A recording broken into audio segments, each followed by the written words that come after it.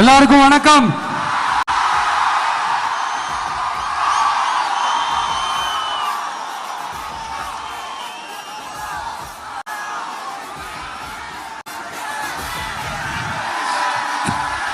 கிட்டத்தட்ட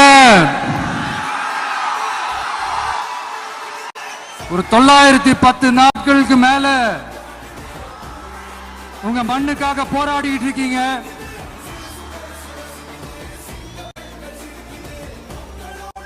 உங்க போராட்டத்தை பத்தி ராகுல் ஒரு பையன், சின்ன பையன் பேசினது நான் கேட்டேன். அந்த குழந்தையோட பேச்சு மனசு ஏதோ செஞ்சிருச்சு. உடனே உங்க எல்லாரையும் பார்க்கணும்னு தோணுச்சு, உங்க எல்லாரையும் கூட பேசி ஆகணும்னு தோணுச்சு. உங்க எல்லாரும் கூட நான் நிப்பேன், நீ தொடர்ந்து நிப்பேன் சொல்லணும்னு தோணுச்சு.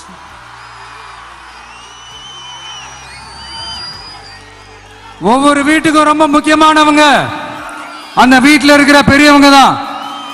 அதே மாதிரிதான் நம்ம நாட்டுக்கு ரொம்ப முக்கியமானவங்க உங்களை மாதிரி விவசாயிங்க தான். அதனால உங்களை மாதிரி விவசாயிகளோட காலடி மண்ணை தொட்டு கும்பிட்டு தான் என்னோட பயணத்தை தொடங்கணும்னு ஒரு முடிவோட தான் இருந்தேன். அதுக்கு சரியான இடம் இதுதான் எனக்கு தோணுச்சு.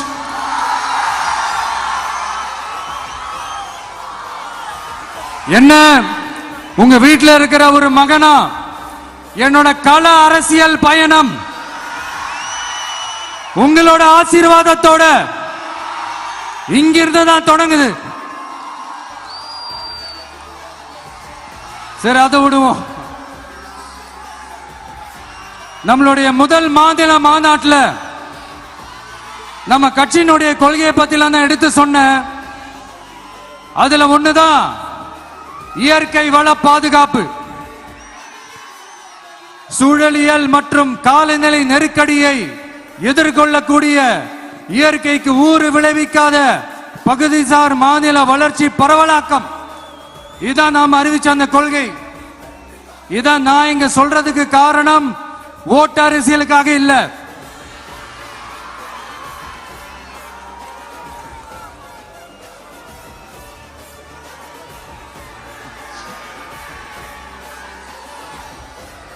இன்னொரு தீர்மானம் அதே மாநில மாநாட்டில் நான் சொன்னேன். அது விவசாய நிலங்கள் பாதுகாப்பு கொள்கை தீர்மானம். அதுல காஞ்சிபுரம் மாவட்டம் பரந்தூரில் 1000க்கும் மேற்பட்ட ஏக்கர் பரப்பளவில் 13 நீர்நிலைகளை அழிச்சு சென்னை நிரந்தரமாக வெள்ளக்காடாக்கும் திட்டத்தை ஒன்றிய மாநில அரசுகள் கைவிட வேண்டும் வலியுறுத்தின. அது மட்டும் இல்லாம இந்த மண்ணுக்காகவும் மக்களுக்காகவும் நம்ம விவசாயிகள் பாதிக்கிற இந்த திட்டத்துக்கு எதிராக சட்ட போராட்டம் நடத்தவும் தயங்க மாட்டோம்னு சொல்லியிருந்தோம். அத இங்க உங்க முன்னாடி ரொம்ப ஸ்ட்ராங்கா வலியுறுத்துறேன். இந்த பிரச்சனையில நான் உங்களோட உறுதியா நிற்பேன். இன்னொரு முக்கியமான விஷயம், நம்மள ஆண்டுகிட்டு இருக்கிற ஒன்றிய அரசுக்கும் மாநில அரசுக்கும் நான் சொல்லணும்னு நினைக்கிறேன். நான் இங்க வளர்ச்சிக்கு எதிரானவெல்லாம் கிடையாது. ஏர்போர்ட்டே வரக்கூடாதுன்னு நான் சொல்லல, இந்த இடத்துல வரக்கூடாதுன்னு நான் சொல்றேன். இதை நான் சொல்லலன்னு வைங்களேன், இவன் வளர்ச்சிக்கு எதிரானவன் அப்படி இப்படின்னு சொல்லி ஒரு கதையை கட்டி ஆரம்பிச்சிருவாங்க. சரி, நமக்கு அதை பத்தி எல்லாம் கவலை இல்லைன்னு வைங்க. எல்லாத்துக்கும் மேல இன்னைக்கு இந்த பூமியில வாழ்ற எல்லா உயிரினங்களோட இருப்பையும் புவி வெப்பமயமாதல் பயமுறுத்திட்டு இருக்கு. அதனுடைய ரிசல்ட் தான் ஒவ்வொரு வருஷமும் இந்த மழை காலத்துல வெள்ளத்துல சென்னை சிட்டி எப்படி தத்தளிச்சுக்கிட்டு இருக்கிறது நம்ம பாக்குறோம். இப்ப ரீசன்ட் டைம்ல எடுத்த ஒரு அறிவியல் ஆய்வுல இப்படி ஒவ்வொரு வருஷம் சென்னையில வர ஃப்ளட்டுக்கு காரணமே இங்க இந்த சுற்றுவட்டார பகுதியில் இருக்கிற சதுப்பு நிலங்களை நீர்நிலைகளை அழிச்சதுதான் சொல்லுது. இப்படி ஒரு சூழல் இருக்கும் போது 90% ஆஃப் விவசாய நிலங்கள் 90% ஆஃப் நீர்நிலைகளை அழிச்சு இங்க அந்த பரந்தூர் விமான நிலையத்தை கொண்டு வரணும்னு எடுக்கிற அந்த முடிவை எந்த அரசா இருந்தாலும் அது மக்கள் விரோத அரசா தான் இருக்க முடியும்.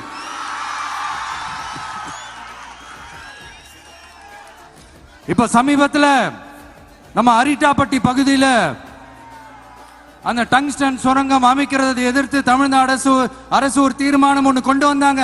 அதை நான் மனப்பூர்வமாக வரவேற்கிறேன். ஆனா அதே நிலைப்பாட்டை தானே இங்க நம்ம பரந்தூர் பிரச்சனையிலையும் எடுக்கணும்.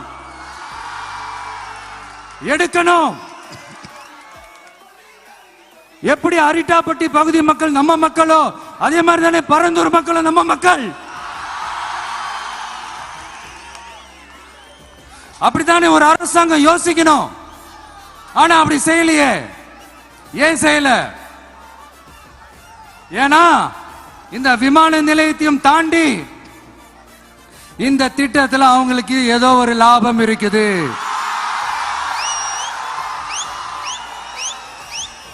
அத நம்ம மக்கள் தெளிவா புரிஞ்சு வச்சிருக்கிறாங்க.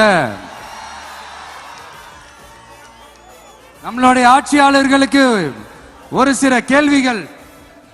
நீங்க எதிர்கட்சியா இருக்கும் போது 8 வழிச்சாலையை எதிர்த்தீங்க, அந்த காட்டுப்பள்ளி துறைமுகத்தை எடுத்தீங்க. அதே தானே இங்கேயும், அதே நிலைப்பாடு தானே இங்கேயும் எடுக்கணும். அது எப்படி நீங்க எதிர்கட்சியா இருக்கும் போது விவசாயிகளுக்கு ஆதரவு, ஆளுங்கட்சியா இருக்கும் போது விவசாயிகளுக்கு எதிர்ப்பா? இது எனக்கு புரியலையே.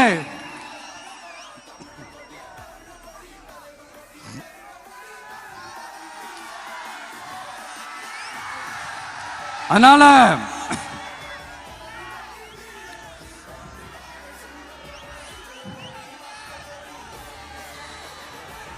இனிமேலும் சொல்றேன், உங்க நாடகத்தெல்லாம் பார்த்துக்கிட்டு மக்கள் சும்மா இருக்க மாட்டாங்க.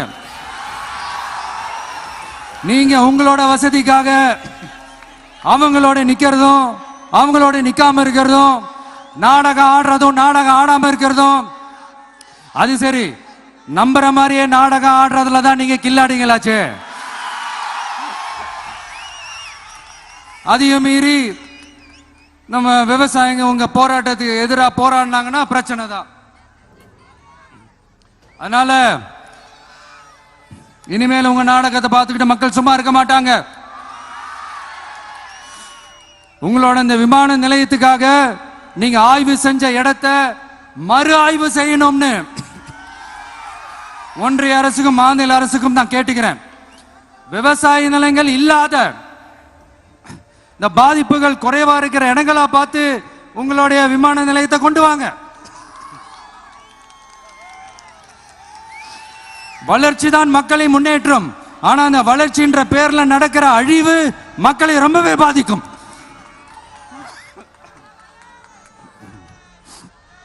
நீங்க எல்லாரும் உங்களுடைய ஊர் கிராம தேவதைகளான கொல்லமெட்டால் அம்மன் மேலையும் எல்லை அம்மன் மேலையும் ரொம்பவே நம்பிக்கை வச்சிருக்கீங்கன்றது எனக்கு தெரிஞ்சது. அந்த நம்பிக்கையை இழந்துடாதீங்க. உங்களுக்காகவும் உங்க ஊருக்காகவும் இனி உங்க வீட்டு பிள்ளையான நானும் தமிழக வெற்றி கழகத்தோட தோழர்களும் சட்டத்துக்கு உட்பட்டு எல்லா வழிகளிலும் உங்களோட உறுதி அனுப்பேன். உங்களோட ஊருக்குள்ள ஏகனாபுரம் ஊருக்குள்ள வந்து அந்த திடல்ல தான் உங்க எல்லாரையும் மீட் பண்ணணும்னு நினைச்சேன். ஆனா எனக்கு பர்மிஷன் கிடைக்கல. இங்கதான் பர்மிஷன் கொடுத்தாங்க. நான் ஏன் ஊருக்குள்ள வரணும்னு தடையின்னு எனக்கு தெரியல. இப்படிதான் கொஞ்ச நாளைக்கு முன்னாடி நம்ம புள்ளிங்க ஒரு நோட்டீஸ் கொடுத்ததுக்கு தடை விதிச்சாங்க. ஒரு துண்டு சீட்டு நம்ம புள்ளிங்க கொடுத்ததுக்கு. அது ஏன்னு எனக்கு புரியல. அதனால கான்பிடண்டா இருங்க, நல்லதே நடக்கும், வெற்றி நிச்சயம். மீண்டும் சந்திக்கும் வரை நன்றி, வணக்கம்.